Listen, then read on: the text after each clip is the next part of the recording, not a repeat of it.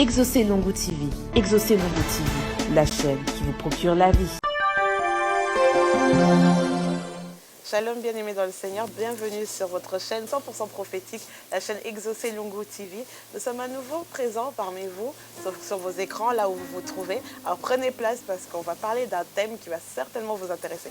Alors aujourd'hui, nous allons parler du rôle de l'homme de Dieu dans la Nouvelle Alliance. Et pour ce faire, nous sommes avec notre invité de tous les temps, le prophète Exaucé. Bonsoir. Bonsoir Jemima. Comment allez-vous? Grâce sur grâce, que Dieu te bénisse. Amen. Amen. Alors avant d'entrer dans le vif du sujet, nous allons commencer par une petite prière. Nous allons prier. Tendre, véritable ami, Jésus-Christ, le roi des rois, nous voulons te dire merci. Et en ces temps de troubles évangéliques, nous voulons parler de ta part, mais selon toi. Que le Saint-Esprit nous guide, que le Saint-Esprit soit notre gardien et celui qui placera des mots dans nos bouches pour bénir quelqu'un. Nous sanctifions ces instants en ton nom, Christ Jésus. Amen. Amen. Merci beaucoup, homme de Dieu. Amen. Donc aujourd'hui, nous voulions aborder ce sujet parce que nous voyons, l'année vient de commencer, nous sommes en février, mais l'année a commencé avec quand même pas mal de mauvaises nouvelles, à gauche, à droite, au travers du monde, surtout dans le monde évangélique et surtout dans notre communauté. Il y a eu pas mal de scandales.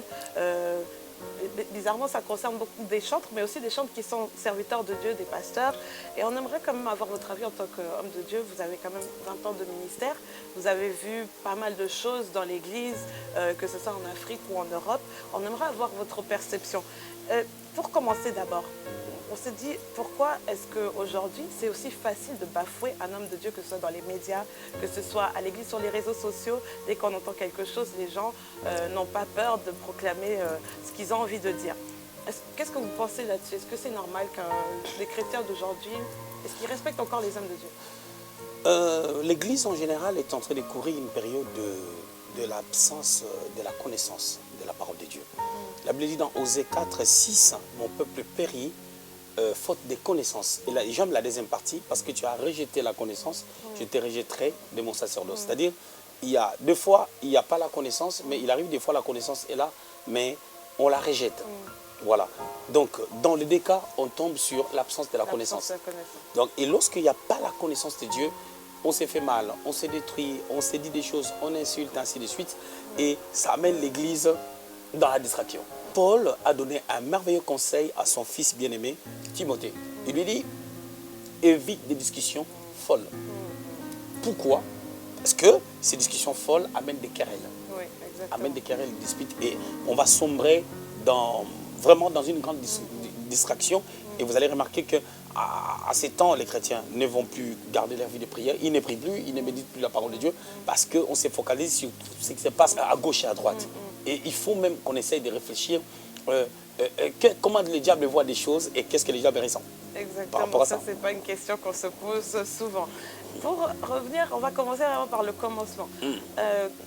On va commencer quand même par... Vous avez parlé du manque de connaissances. Dans la Bible, on voit dans Éphésiens 4 qu'on nous dit que Dieu nous a donné des apôtres, des prophètes, des docteurs, ainsi de suite. Mais vous dites souvent, même lorsque vous prêchez, que Dieu n'avait pas donné le canevas à ses apôtres, ses prophètes. Enfin, il n'a pas dit maintenant comment est-ce qu'un prophète va opérer, comment est-ce qu'un apôtre va opérer, etc. etc. Ce qui fait qu'aujourd'hui, déjà, les gens ne savent pas aussi les connaissances, encore la connaissance sur ces ministères. Il y a tellement de pasteurs qu'au final, on se dit que tout le monde est... Voilà, ils sont comme nous. Et on ne voit pas la différence. Bon, déjà, nous devons comprendre une chose. Pour comprendre comment les pasteurs doivent opérer, comment les prophètes doivent être, l'apôtre, l'évangéliste et consorts, il faut regarder à Christ. Christ, dans son ministère sur la terre, pendant les 3 années ou 3 années et demie où il a exercé le ministère sur la terre, il s'est démarqué comme... en fait, en qualité de 5 ministres de Dieu. Il incarnait les 5 ministères selon Éphésiens chapitre 4 verset 11. Et on peut voir en lui le prophétique lorsque dans Jean chapitre 1er, il dit à Pierre, tu es Simon mais on t'appellera Céphas qui veut dire Pierre. Lorsqu'il dit à Nathanaël dans Jean chapitre 1er au verset 46, à Simon c'était le verset 42, verset 46, il dit à Nathanaël, voici un Israélite en qui il n'y a point de fraude. On voit les prophétiques en lui. Il rencontre la femme samaritaine dans Jean chapitre 14. On voit les prophétiques en lui. On voit les seigneurs prédire des choses. Dans Matthieu chapitre 24, on voit les seigneurs prédire des choses. Là, on voit vraiment la dimension prophétique. Et en outre, on va voir sa capacité d'être évangéliste. Et quand il parle avec la femme samaritaine, tu vois, la déontologie, la capacité d'attirer l'âme à s'intéresser à ce qu'il est en train de dire. Et derrière ça, le Seigneur savait que elle sera impactée, elle va appeler une grande foule. Des fois, il le faisait par la dimension des miracles, ainsi de suite. On peut voir le Seigneur comment il met des fondements apostoliques comme un apôtre dans sa façon de cultiver les choses. Je prends l'exemple de Matthieu au chapitre 25. Remarquons, il parle de 3 personnes qui reçoivent les talents. Il explique comment est-ce que les gens peuvent être établis dans leur fonction pour plaire au maître. Ça, c'est vraiment la dimension apostolique dans la vie du Seigneur. On peut parler de la dimension d'enseignant. On peut voir comment est-ce que dans Matthieu, au chapitre 5, 6 et 7, c'est le premier discours du Seigneur, ça a duré entre 7 à 8 heures. Comment tu peux captiver les gens pendant 8 heures, pendant 7 heures, Oui, ça en c'est train quand de même les enseigner. impressionnant. Il faut voir la méthodologie. Il commence par les béatitudes. Heureux, les pauvres en esprit. Il finit par amener les gens au chapitre 6. Ne vous inquiétez de rien. Cherchez premièrement le royaume des cieux. Matthieu chapitre 6, verset 33. Il était tout en un. Et lorsqu'on les regarde, on peut comprendre comment est-ce que les 5 ministères peuvent fonctionner. D'accord. Voilà. Ça, c'est déjà par rapport au fonctionnement. Mais le problème, c'est quoi? Les ministres de Dieu, les hommes de Dieu sont là, selon Éphésiens chapitre 4, verset 11, pour le perfectionnement et l'édification des saints. Mais le problème, c'est quoi? Lorsque maintenant les diables essayent de sortir des choses qui amènent un engouement, une certaine... en fait, un certain mouvement où tout le monde est en train de parler de gauche à droite, le peuple est distrait. Et quand on voit un homme de Dieu, on commence à suspecter tous les hommes de Dieu. Même ton pasteur à l'église, tu commences à le suspecter. Tu commences à suspecter tout le monde sur des choses, des fois, qu'on ne connaît ni la tête ni la queue, sur certaines réalités. Après, les gens tombent dans la distraction et les diables s'y réjouissent. Oui. Et il y a un manque de confiance envers les hommes de Dieu. Voilà. Que ce soit les convertis ou les non convertis. Voilà. Et les respects, ça part. On s'est dit, bon, on est tous des humains, on est tous des humains. Or, nous devons comprendre qu'il y a même l'apôtre Paul, pour aller en première mission avec Barnabas, ils avaient besoin d'un soutien ou d'une onction de bien-aimés serviteurs de Dieu qui étaient avec eux. Paul dit à Timothée, ne néglige pas les dons que tu as reçus par imposition des mains des anciens. C'est-à-dire, on a toujours besoin de quelqu'un, on a toujours besoin des gens. Et qu'est-ce qui se passe? L'ennemi derrière ça, d'une manière ou d'une autre, il cherche maintenant à détruire la réputation des hommes de Dieu, à détruire l'image. Ça établit une crainte dans la vie des fidèles, dans la vie du peuple de Dieu. Même le païen, on commence à regarder les hommes de Dieu comme des malfaiteurs, pendant que ça ne devait pas être le cas. Parce qu'un homme de Dieu est là pour la bénédiction du peuple de Dieu. Et tout dépend de la manière dont on les considère. Ah, exactement. Parlons de considération. On voulait comparer un peu dans l'Ancienne Alliance et dans la Nouvelle Alliance. Parce que dans l'Ancienne Alliance, il y avait principalement que des prophètes. Comparé à la Nouvelle Alliance où il y a des prophètes, des apôtres, etc. Et dans l'Ancienne Alliance, nous voyons quand même, par exemple, même Moïse, c'était un homme puissant par la grâce de Dieu. Et comment les gens avaient quand même une certaine crainte de lui, même s'ils n'obéissaient pas forcément à ce que Dieu lui disait de faire. Mais ils avaient quand même une certaine crainte. Ils savaient que quand même c'est un homme de Dieu ou comme d'autres prophètes qu'on peut voir dans la Bible. Mais aujourd'hui, on n'a plus cette, si je peux dire, cette crainte. Est-ce que c'est dû à quoi? C'est dû, premièrement, comme je disais tout à l'heure, c'est dû à l'absence de la connaissance. Et vous savez, depuis les jours de la Pentecôte, nous sommes entrés vraiment au temps de la fin. Parce que Pierre l'a dit dans son discours de Actes chapitre 2, 14 jusqu'en bas, il dit, dans les derniers jours, dit Dieu, et je répandrai de mon esprit sur terre. Il est en train de confirmer que c'est ici que s'accomplit cette parole de Joël. Joël de 28. Mais tu vas remarquer, là maintenant, nous sommes à 2020, nous sommes pleinement, je dirais même, nous sommes à la fin de fin. Et parce que nous sommes à la fin de fin, le diable n'a pas besoin de périr seul. Exactement. Il a besoin de périr avec les gens. Alors, il sait aussi que beaucoup de gens vont dans des églises maintenant. Il dit, bon, ils vont dans des églises. Qu'est-ce que je peux faire maintenant? Tout le monde commence à prendre la décision d'aller à l'église. Tout le monde se dit, je connais Dieu. Tout le monde se dit, je lis la Bible. Tout le monde va à l'église. Tout le monde dit, oh my God. Tout le monde dit, oh mon Dieu. Alors, qu'est-ce qu'il faut faire maintenant pour empêcher les gens de connaître ces dieux-là? Et lui, il travaille derrière. Il amène la distraction. Il amène une grande distraction, ça peut nous emporter d'une manière ou d'une autre. C'est-à-dire, on a les regards sur ce que les gens font, sur ce que l'autre a fait, mais sans pour autant traiter ses propres maladies, c'est-à-dire se regarder soi-même afin de pouvoir avancer avec le Seigneur. C'est vraiment un vent diabolique, il n'y a pas autre chose à dire. C'est un vent diabolique qui frappe d'une manière ou d'une autre et les chrétiens doivent faire très très attention. Oui, ça c'est vrai. Mais malheureusement, il n'y a pas de vigilance. Quand on regarde sur les réseaux sociaux, les gens, ce qui m'étonne quand même, c'est que les gens n'ont pas l'esprit critique. Dès qu'ils voient quelque chose, ils croient facilement. On peut dire c'est l'ennemi, ou est-ce qu'en tant qu'enfant de Dieu, on doit pouvoir avoir comme une certaine lecture sur ce qui se passe? Oui, tout dépend aussi de c'est vrai, à cette dimension, je parlerai de les problèmes de l'intelligence renouvelée. Les problèmes de l'intelligence renouvelée, qui est quelque chose d'assez particulier. Paul en parle dans Romains chapitre 12, au verset 1er. Il supplie même les gens. Il dit, je vous en supplie par la compassion de Christ de s'offrir comme un sacrifice. Tu sais, quelqu'un qui s'offre comme un sacrifice, je vais donner un exemple bête. Est-ce qu'un sacrifice, lorsqu'il est mis à l'autel, pendant que le sacrifice est en train d'être offert à Dieu, le sacrifice est mort. Les sacrifices sont morts. La fumée monte, il y a le feu, ainsi de suite. Les sacrifices deviennent à l'inconscience.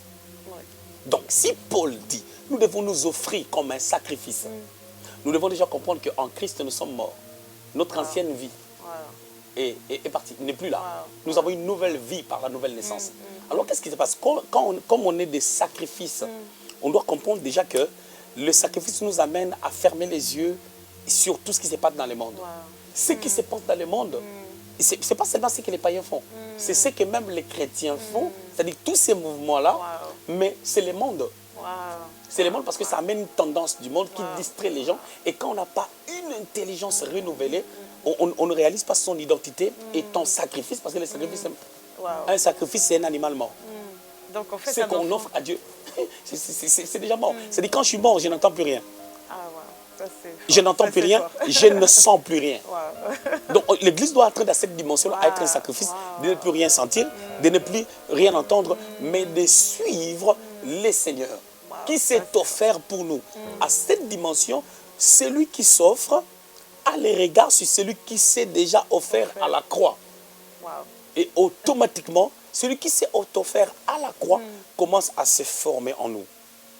C'est là où Paul dit dans Galates, chapitre 4, verset 19, il dit, mes enfants, pour qui j'approuve encore les douleurs d'enfantement, jusqu'à ce que Christ soit formé en nous. J'aime, dans Jean, on dit, de la même manière que Moïse éleva les serpents d'airain dans le désert, Jean chapitre 3, il faut que les fils de l'homme soient aussi élevés, afin que toutes les personnes qui vont regarder sur lui, on doit regarder sur Christ, mille et rémunérateur. Au lieu de regarder sur tout ce qui bouge de gauche à droite, ça nous permet de dire des choses des fois qu'on ne maîtrise pas, de dire des choses des fois qu'on ne connaît pas, à dire tout et n'importe quoi, et ça nous distrait. Exactement. Dis-moi, si je dis tel frère a fait quelque chose, et moi je commence maintenant à le dire, je suis derrière ces histoires-là, personnellement je ne gagne rien. Non, en effet. Personnellement je ne gagne rien. Et on croit même qu'on est en train de faire avancer le royaume. Non, on n'avance pas le royaume. On fait le contraire. On multiplie le nombre de païens. Exactement. On multiplie le nombre de païens, et toute cette ambiance-là, c'est vraiment la distraction. Mais oui, il y a tellement de choses à dire à ce sujet. Je voulais dire, oui, donc un enfant de Dieu, en fait, en réalité, il ne peut pas être perturbé par tout ce qui se passe, tout ce qu'il entend, que ce soit à l'église ou dans le monde, surtout à l'église, parlons de l'église. Ça ne peut pas affecter sa foi, il ne peut pas avoir peur en entendant des mauvaises nouvelles. C'est ce que vous êtes en train de dire. Déjà, je vais dire une chose, servante de Dieu. Un enfant de Dieu, selon la pensée du Seigneur, qu'est-ce que Dieu a dit concernant les enfants de Dieu? Dans Matthieu chapitre 6, il a dit, ne vous inquiétez de rien. C'est le Seigneur qui parle. Au verset 33, il dit, cherchez premièrement le royaume des cieux et la justice de Dieu. Le reste vous sera donné par les cieux. Et puis il dit, ne vous inquiétez de rien. Donc le Seigneur veut que nous ne puissions pas nous inquiéter sur quoi que ce soit, mais que nous puissions faire la volonté de Dieu, c'est-à-dire en cherchant le royaume des cieux. Mais nous faisons autre chose, croyant même servir Dieu. Regardez l'apôtre Paul, il croyait servir Dieu. Paul était persécuteur de l'Église. Sa façon, vous savez, on a beaucoup de Saül là. Et les Saül là doivent devenir des Paul. Comment? On peut persécuter l'Église sans le savoir. Paul était dans le judaïsme. Il était en train de ravager l'Église. Regardons Actes des Apôtres au chapitre 8, à partir du premier verset, on dit Saül respira encore le meurtre d'Étienne. Parce que quand on a tué Étienne dans cette grande persécution, lui, il était là. Il était au contrôle de toutes ces choses. Il a pris même des lettres chez les souverains sacrificateurs pour aller à Damas, afin de continuer la destruction qui avait commencé à Jérusalem et poursuivre jusqu'à Damas. Il croyait servir Dieu parce que lui, il était ancré dans le judaïsme. Il s'est dit, je sers Dieu, les dieux de mon pays, les dieux d'Israël, les dieux d'Abraham, d'Isaac et de Jacob. Or, les dieux d'Abraham, d'Isaac et de Jacob, on ne pouvait plus parler du Dieu d'Abraham, d'Isaac et de Jacob pendant que Christ était déjà venu. On devait parler de notre Dieu en Jésus-Christ. Notre Dieu à nous tous en Jésus-Christ. Donc, mais Paul croyait servir Dieu, mais il détruisait l'Église. Il détruisait l'œuvre de Dieu. C'est ce que beaucoup d'entre nous faisons encore. Voilà, on peut avoir la Bible en main, on est religieux. On est sous la loi, on est en train de détruire l'Église, on n'est même pas sous la grâce de Dieu. Et c'est ça le problème. C'est ce qui se passe. C'est là où le bas blesse. Dans l'œuvre de Dieu, voilà. C'est vraiment... ce sont des choses, les chrétiens, vraiment les buts, si je suis venu sur ces plateaux, c'est vraiment mon objectif, c'est de pouvoir sortir les gens de cette distraction. Exactement, oui, parce que c'est un vent très fort comme on voit. Oui. C'est incroyable et bizarrement, c'est au début de l'année. Voilà, bizarrement, c'est au début de l'année, c'est des moments où les gens doivent se conscientiser pour savoir comment percevoir les choses par rapport à la nouvelle année, ainsi de suite. On est en train de construire, c'est-à-dire c'est une période qui va durer 12 mois, et tout au début, quand on s'emporte dans pas mal de choses, c'est dangereux. C'est vrai, je ne fais pas partie des communautés, moins encore des communautés de mon origine ou de n'importe quelle communauté. Je suis dans la communauté de Christ. Amen. Voilà. Je suis citoyen du royaume, on est enfant de Dieu, en Jésus-Christ, mais tant que leader d'opinion, on a quand même des conseils à donner. En fait, je ne suis pas dans les histoires, telle personne a fait ceci, c'est vrai ou c'est faux. Moi, je ne suis pas dans ces histoires-là, je ne connais pas. Je dirais seulement que sortons de la distraction. Exactement, c'est le but de cette émission, c'est vraiment de conscientiser les enfants de Dieu qu'ils ne soient pas charnels, mais qu'ils comprennent que c'est un vent qui n'est pas bon, c'est un vent de l'ennemi afin de les distraire. Mais en parlant de la considération de l'homme de Dieu, il y a, si je ne me trompe pas, il y a un verset qui dit « Ne touchez pas à mes oins ». Maintenant, c'est un verset qui est souvent mal compris. Je ne prétends pas le comprendre non plus, mais j'aimerais que vous puissiez nous éclaircir. Parce qu'à ce sujet, nous avons des oints de Dieu qui ont justement leur réputation été bafouée par des fausses rumeurs, par des... Voilà, certains disent qu'il y a des preuves, peu importe, mais par des rumeurs. Et du coup, les gens se permettent de dire tout et n'importe quoi, d'écrire tout et n'importe quoi jusqu'à insulter. À la base, quand ce passage, en fait, quand cette pensée a été donnée, Dieu est en train de parler de ses oints, il parlait d'Israël. Okay. Il parlait d'Israël, des gens en général, qu'on ne puisse pas toucher à Israël. D'accord. Okay. Israël, bien entendu, c'est une nation qui est constituée des humains. C'est-à-dire que tous ces enfants d'Israël étaient considérés comme des oints. Oint veut dire mis à part. Okay. Maintenant, lorsque les gens disent, en personnalisant cette pensée pour dire que ne touchez pas à mes oints, la Bible déclare les hommes de Dieu, c'est vrai, on prolonge la pensée ou on sort la pensée de son contexte pour sortir une thèse, une pensée. Voilà, moi je dirais ceci. Bon, ce sont des passages que je n'emploie pas parce que le Seigneur ne se défendait pas. Il a porté la parole de Dieu, il a mené ce qui est juste, mais vous allez remarquer que le Seigneur n'était pas là vraiment pour se défendre. Il ne disait pas aux gens, par exemple, les gens qui passaient, les païens et tout, écoutez, respectez-moi, nanana et tout. Bref, moi je vais dire, les conseils que je peux donner à l'Église, que ce soit ton frère, quand tu dis des faussetés sur ton frère, tu as fait mal. Quand tu ne protèges pas ton frère aussi qui a fait une erreur, tu es comme Cham. Et ta progéniture aura aussi des problèmes. Et dans les deux cas, c'est dangereux. C'est-à-dire, quand tu dis des faussetés sur ton frère, tu fais mal. Selon ce que la Bible dit. Tu es en train de faire mal. La Bible dit même, tu ne diras pas de fausses accusations contre son frère. Dans Exode chapitre 20. Alors, de l'autre côté, quand ton frère a fait aussi mal, si vraiment toi, tu es enfant de Dieu, c'est-à-dire que tu es son frère, parce qu'on a un même père. Et si tu entres aussi dans ces jeux-là pour commencer à les détruire à cause de son mal, tu es aussi comme Cham qui n'a pas protégé la nudité de son père Noé. Et après la conséquence, sa progéniture a été maudite parce que Cana était maudit. En parlant de fausses accusations et de rumeurs, il y a pas très longtemps, il y a aussi une vidéo qui a circulé à votre sujet, disant des choses qui n'étaient pas cohérentes. Comment était votre réaction? Est-ce que vous avez été choqué? Ça a même touché les membres de votre église. Quelle a été votre réaction? Il y a eu des rumeurs mais concernant, tellement que ce sont des choses fausses déjà. À l'église, ça n'avait rien fait. Vous savez, notre maître, le Seigneur Jésus-Christ, a été faussement jugé, accusé, ainsi de suite. On dit, il est le fils de Belzéboul. Le seul conseil que je vais donner est que le Seigneur a dit que vous serez persécutés. Si vous lisez Matthieu 24, vous allez remarquer, le Seigneur dit vous serez persécutés. Et je ne dis pas que tout ce qu'on dit sur les gens, c'est faux. Il y a aussi des choses vraies. Moi, je ne sais pas, je ne suis pas dans le réseau à fond en train de vérifier toutes ces histoires-là. Mais je parle, mais concernant, par rapport à la question que tu viens de me poser, moi, c'était des choses que je ne connaissais pas. Après, je me suis rendu compte qu'au premier coup, sur les coups, j'étais choqué. Mais après, le Saint-Esprit vient nous enseigner. Le Saint-Esprit vient nous enseigner pour dire que je suis passé par là. Que moi-même, un homme parfait, je suis passé par là, par des accusations, ainsi de suite. Et bizarrement, le nombre d'audiences, des personnes qui nous suivent dans les réseaux sociaux, ça s'est augmenté par ces vents. Parce que ça a attiré la curiosité des gens. J'aime ce que l'apôtre Paul dit dans Philippiens au chapitre 1er, je crois, au verset 12, si je ne me trompe. Il dit, il est en train d'exhorter les Philippiens, pendant qu'il est en prison, il dit, ces choses ont contribué au progrès de l'évangile. Moi, les attaques que j'ai reçues il y a quelques années, il y a peut-être, je crois, 2 ans, en 2018, je crois, vraiment, ces choses ont contribué au progrès de l'évangile. Incroyable. Oui, les gens ont vu la constance, malgré les combats, l'efficacité. Et d'autres personnes ont été curieuses de pouvoir s'approcher de nous d'une manière ou d'une autre pour voir si ce qu'on disait était vrai. Et je me rappelle même, j'ai une de mes filles là, Tracy, elle est venue exactement à ce moment. Elle est venue une semaine après. Il y a eu plein de trucs. Et elle a entendu qu'il y a des choses qu'elle n'a même pas regardées. Elle a dit, moi, c'est Dieu qui m'a envoyé ici. Je n'ai même pas besoin de regarder ces émissions parce que ça ne me différera à rien. Il y a encore des gens comme ça. Elle est venue ici, c'est Dieu qui l'a envoyée. C'est-à-dire qu'elle était partie assister à un programme, je ne sais pas, en Allemagne et tout. Et on lui a dit, tu cherches une église et tout, quand tu vas retourner, tu vas trouver l'église. Bon, je n'ai peut-être pas les bons mots.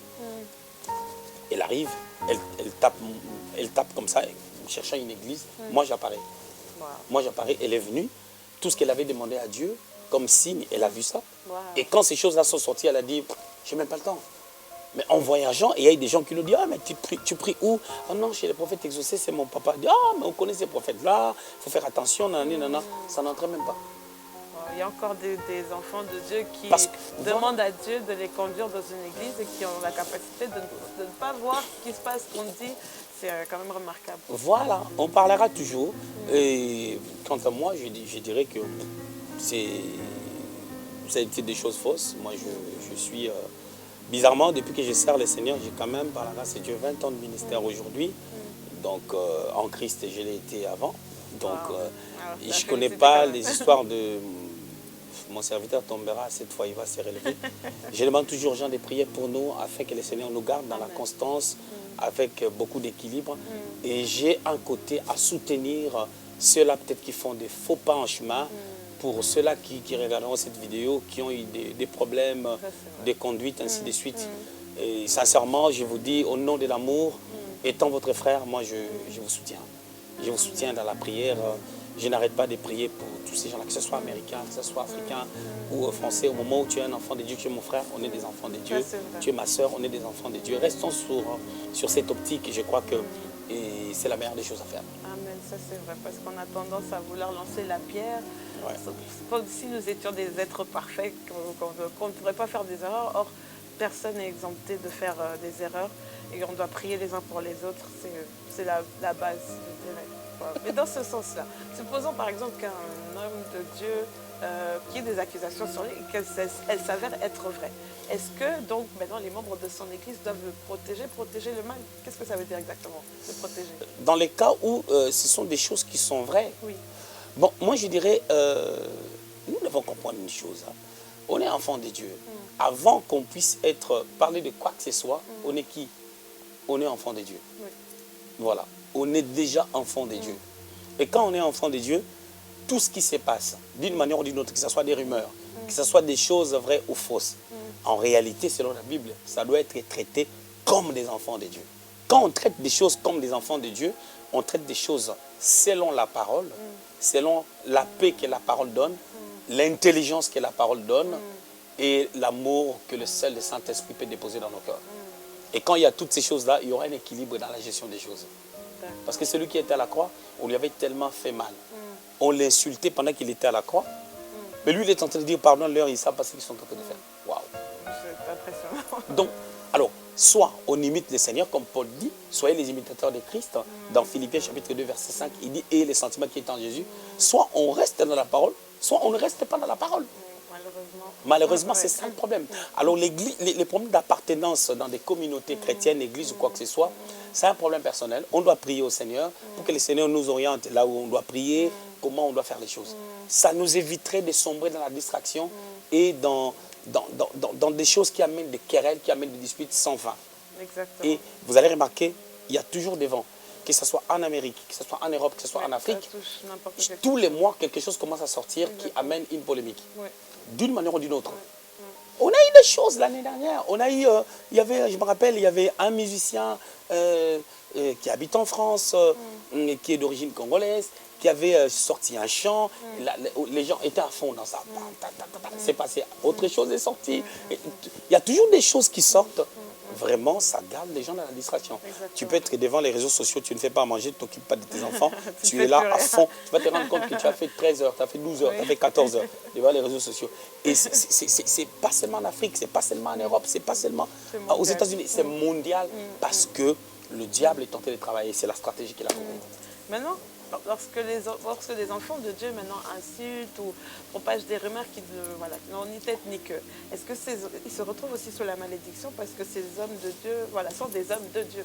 L'insulte reste l'insulte. Quand tu insultes, tu pêches. Et donc ils sont maudits. Ah! L'insulte reste l'insulte. L'insulte reste l'insulte. Moi, je ne suis pas le monopole de Saint-Esprit pour savoir à quel degré les gens sont maudits. Degré 7, degré 2, degré 3, je ne sais pas. Mais moi, j'ai dit, l'insulte reste l'insulte. Donc, dans l'ancienne alliance ou dans la nouvelle alliance, l'apôtre Paul dit ceci. On arrête Paul. On arrête Paul. Nous sommes dans Actes des Apôtres. Au chapitre 21, on a arrêté Paul. Paul a fait 2 ans en prison dans Césarée de Philippe. Il a fait appel à César. Tu vas remarquer que pendant la cour de son procès, il s'est passé quelque chose. L'apôtre Paul est en train de dire, on lui posait des questions, il a dit quelque chose, une parole concernant les souverains sacrificateurs. Il lui a dit, les souverains sacrificateurs a demandé qu'on puisse les gifler. Il a dit muraille blanchie. Mais quand on lui a dit, tu insultes les souverains sacrificateurs, Paul étant chrétien, enfant de Dieu, il a dit, il est écrit. Il a pris même une parole de la loi. Il a dit, il est écrit, tu ne parleras pas du mal du souverain. Tu vois, c'est un enfant de Dieu. Les souverains étaient en tort en giflant Paul, en disant qu'on puisse gifler Paul, parce que Paul était innocent de toutes ces accusations, parce qu'on disait qu'il est contre la loi, nanana et tout, pendant que lui, il prêchait la vérité en Christ. Mais quand on l'a giflé, Paul l'a insulté. Paul a dit, muraille blanchie. C'est-à-dire tu as un tombeau vide, tu es vide dans ton intérieur. Tu es, en d'autres termes, et si je peux me permettre de le dire, tu es un imbécile. Parce que tu as un seau, un tonneau vide, muraille blanchie. Donc, tu donnes une belle apparence de l'extérieur, à l'intérieur, il n'y a rien. Donc, tu es vide. Mais il dit, tu ne parleras pas mal du souverain. Ça, c'est une parole de la loi. Parce que la loi n'a pas été abolie, mais là, ça a été perfectionné. Et nous sommes sous la grâce. Nous devons avoir un autre regard. Donc, il prend une parole, il dit, on ne parlera pas mal du souverain parce qu'il était chrétien. Mais aujourd'hui, on insulte avec facilité. On insulte tout le monde. Avec facilité. Et ça, c'est très dangereux. C'est vraiment très dangereux. Je crois que ma démarche a été vraiment équilibrée. Je pense. Oui. Très équilibrée, oui. Vous avez vraiment placé les points sur les i et les barres sur les t. Mais je voudrais approfondir un petit peu la pensée. On a parlé beaucoup de maintenant ce qui se passe au niveau mondial, mais maintenant dans les églises locales, on trouve aussi ce manque de respect entre les membres et les pasteurs ou leurs pasteurs. Il y a d'autres qui considèrent leurs pasteurs comme n'importe qui. D'autres ont vraiment une considération, si je peux dire, élevée, de sorte à ce que certains peuvent dire même que non, c'est de l'idolâtrie. Où est-ce qu'on peut trouver un équilibre? Parce qu'il y a certains qui qui honorent tellement leur pasteur, si je peux dire que de l'extérieur, c'est considéré comme de l'idolâtrie. Il y a d'autres qui font le contraire. La Bible déclare, obéissez à vos conducteurs parce qu'ils veillent sur vos âmes. Il y a des versets qui sont compliqués dans la Bible. Ça, ce verset-là, ça me choque. Ouais. C'est lui qui veille sur nos âmes. Nous-mêmes, nous tous, nous savons que c'est Dieu. Oui. Mais on dit, obéissez à vos conducteurs parce qu'ils veillent sur vos âmes. À cette dimension, qu'est-ce que la Bible voulait dire? On voulait seulement dire que l'homme de Dieu a vraiment une position que Dieu lui a donnée face au peuple qu'il conduit. Et je ne dis pas que les hommes de Dieu doivent en abuser. Je ne dis pas ça. Je suis en train de dire qu'il y ait un équilibre dans tout ce qu'on doit faire. L'équilibre, c'est quelque chose de magnifique dans tout ce que nous faisons pour les Seigneurs. Maintenant, pour bien répondre à ta question, tu as dit les gens disent, les gens diront toujours.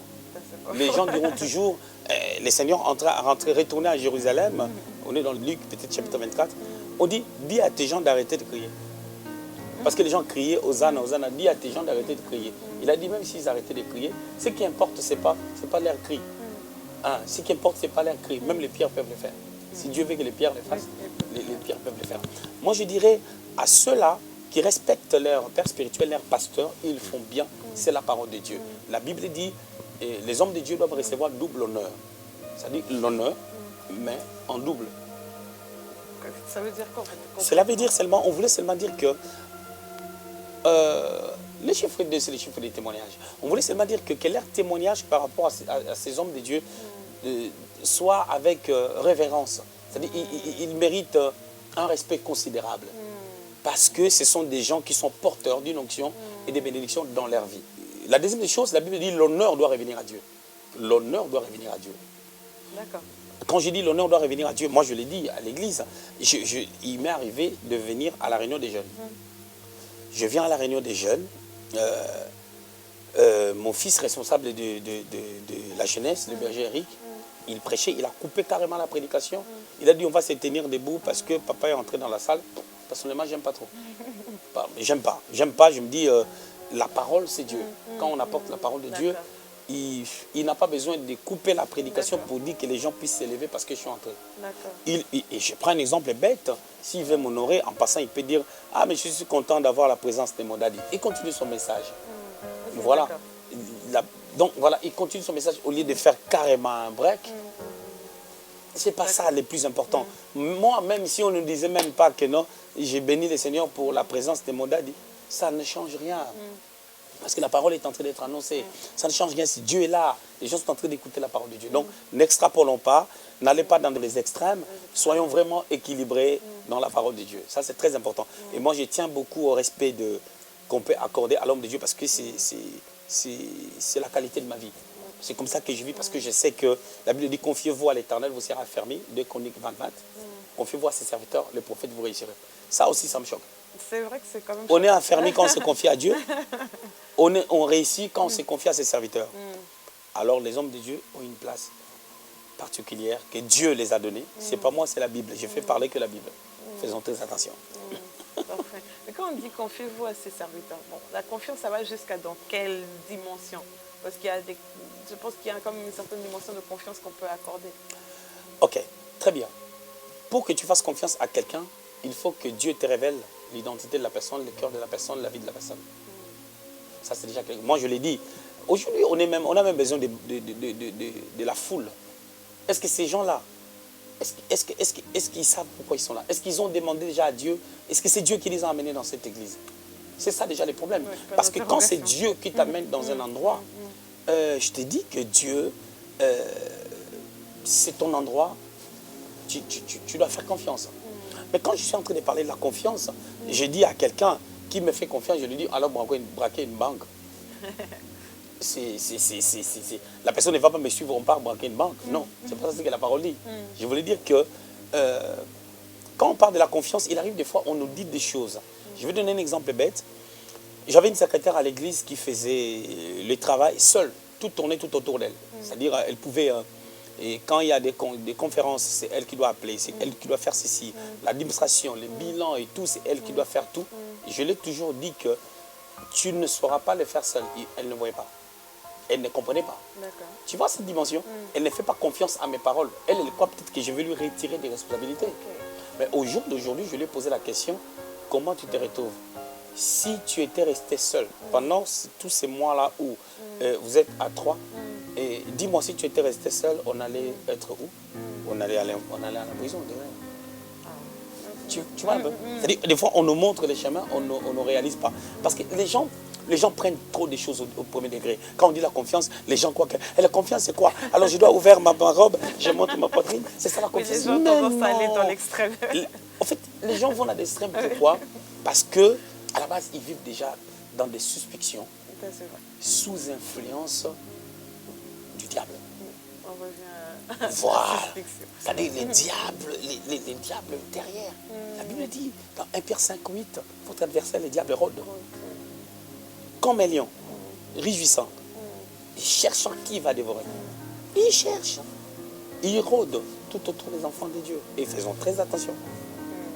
Le but de tout ça, c'est vraiment que les gens n'aient pas confiance aux hommes de Dieu. Voilà. Le but de toutes ces choses-là, pour les diables, si ces gens-là n'ont pas confiance aux hommes de Dieu, tout ce que les hommes de Dieu vont déclarer sur leur vie n'aura pas d'effet. Wow. Retournons à Jacob. Jacob vient. Il a joué un peu avec son père. Il a joué avec son père. Oui. Son père demande les gibiers à son grand frère. Et lui, il amène les chevrons, mentant que c'est lui et son grand frère. Or, ce n'est pas lui. Il joue. C'est ce que les gens font à l'église. Les gens sont des Jacob. Mais les 20 ans que Jacob a pris chez Laban, ça lui a fait du bien. Ça déjà, tu vas remarquer, il est parti prendre une femme, on lui a donné les chevrons qu'il avait donnés. Parce que Rachel était les gibiers et Léa était les chevrons. On lui a donné les chevrons qu'il avait fait manger à son père. Parce que pendant que son père avait besoin des gibiers. Donc beaucoup de personnes à l'église, ils auront des Léa au lieu de Rachel qu'ils ont aimé. Parce que chaque personne a quelque chose qu'il désire avoir, mais on va se rendre compte que non, on n'arrive pas à obtenir ce que Dieu nous a promis ou ce que nous voulons, juste parce que on a des chevrons, on a des Léa. Parce que on joue avec les pères. Je vais épingler quelque chose. Isaac est en train de faire faux quand il voulait bénir Esaü. Il est en train de faire faux. Hein. Pourquoi? Parce que dans la prophétie, quand vous lisez Genèse au chapitre 25 au verset 23, les plus jeunes devaient être les plus grands. C'est lui qu'on devait bénir. Alors, on doit faire très attention dans tous les cas. Ne vous emportez pas dans ces histoires-là. Vous ne changerez jamais la course des choses dans ce monde. D'une manière ou d'une autre. Il n'y a que Dieu qui peut changer. Prions-nous tous pour ceux-là qui ont commis peut-être des erreurs, pour ceux-là qui sont combattus injustement. Prions pour tout le monde. Priez pour les uns, priez pour les autres. C'est ce que l'apôtre Paul dit. Amen. Prions les uns pour les autres. C'est vraiment ça l'essentiel. En tout cas, merci beaucoup. Merci à toi aussi. Hein. C'était une très belle émission. Et des très belles questions surtout. Merci beaucoup. J'espère que vous avez été bénis et richement édifiés. N'hésitez pas à partager massivement. Parce que les gens n'hésitent pas à partager les fausses rumeurs, mais il faut aussi partager la bonne nouvelle de Christ. Bien entendu. Soyez bénis et suivez-nous sur notre page Facebook. Aussi, n'hésitez pas à visiter notre site www.exaucelongotv.com. Nous nous verrons dans un prochain épisode. À bientôt. Exaucez Longo TV. Exaucez Longo TV, la chaîne qui vous procure la vie.